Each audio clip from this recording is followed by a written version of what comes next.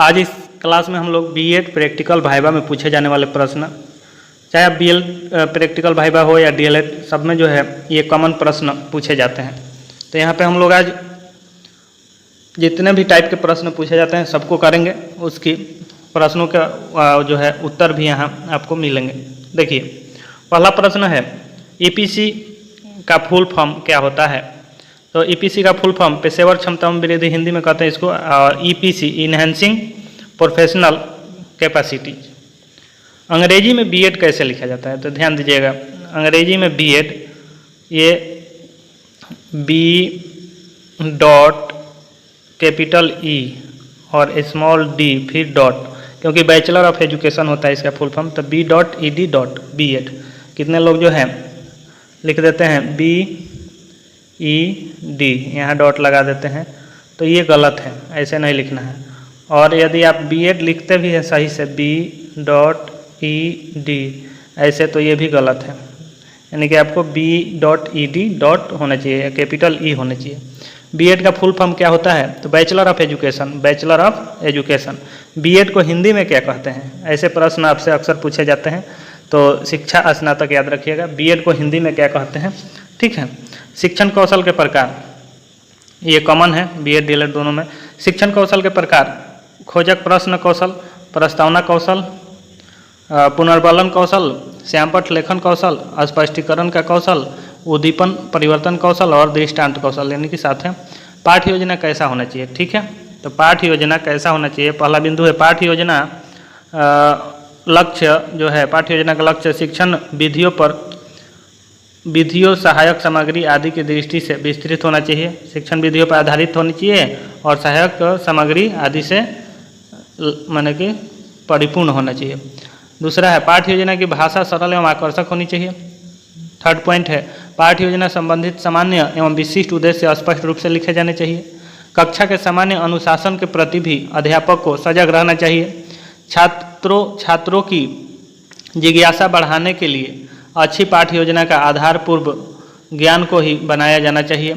आधार जो होगा उसका वो पूर्व ज्ञान होनी चाहिए।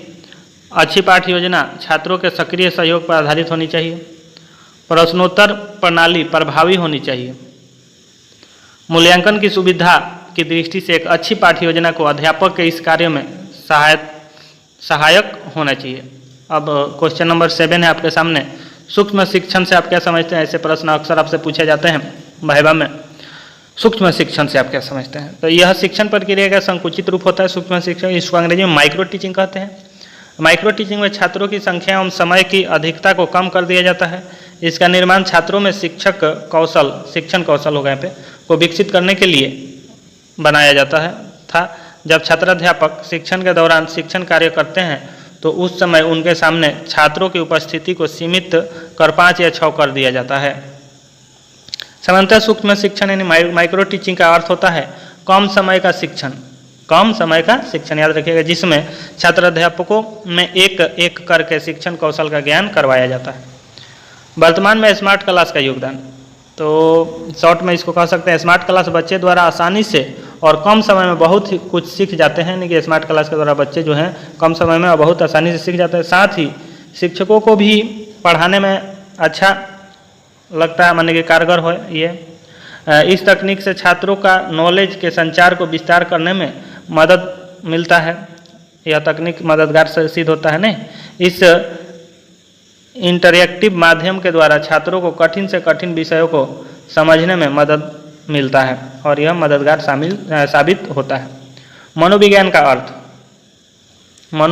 अर्थ, मनोविज्ञान यानी साइकोलॉजी वह शैक्षिक व अनुप्रयोगात्मक विद्या है जो प्राणी, मनुष्य, पशु आदि के मानसिक प्रक्रियाओं, मेंटल प्रोसेस, अनुभव तथा व्यक्त व अव्यक्त दोनों प्रकार के व्यवहारों का एक क्रमबद्ध तथा वैज्ञानिक अध्ययन करती है।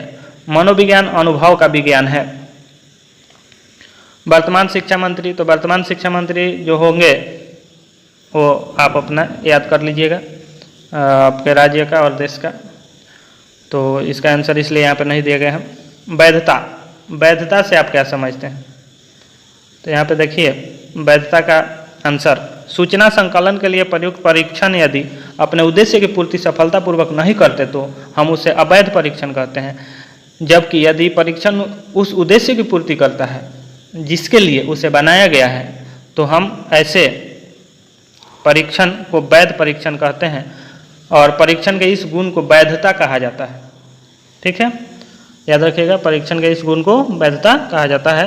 विश्वसनीयता, विश्वसनीयता एक माप की स्थिरता की डिग्री है।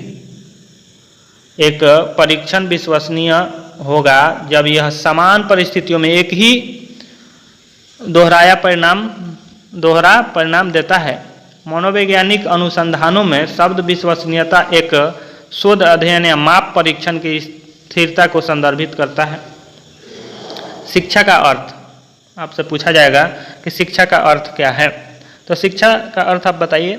शिक्षा शब्द का अर्थ हुआ सीखने सिखाने की क्रिया, और भी है व्यापक अर्थ में, यहाँ पे आप देख सकते हैं। किसी समाज में सदैव चलने वाली स्वोद्देश्य सामाजिक प्रक्रिया है जिसके द्वारा मनुष्य की जन्मजात शक्तियों का विकास, उसके ज्ञान एवं कौशल में वृद्धि एवं व्यवहार में परिवर्तन किया जाता है और इस प्रकार उसे सभ्य, सुसंस्कृत एवं योग्य नागरिक बनाया जाता है। ये है शिक्षा।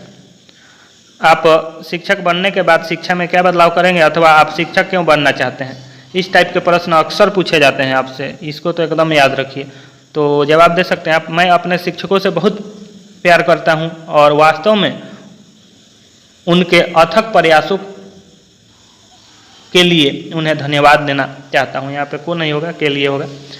हम सभी अपने भविष्य में कुछ बनने की चाहत रखते हैं और विभिन्न तरीकों से अपने राष्ट्र की सेवा करना चाहते हैं। इसी तरह मैं एक शिक्षक बनना चाहता हूं और छात्रों के लिए अध्ययन को और आसान बनाना चाहता हूं।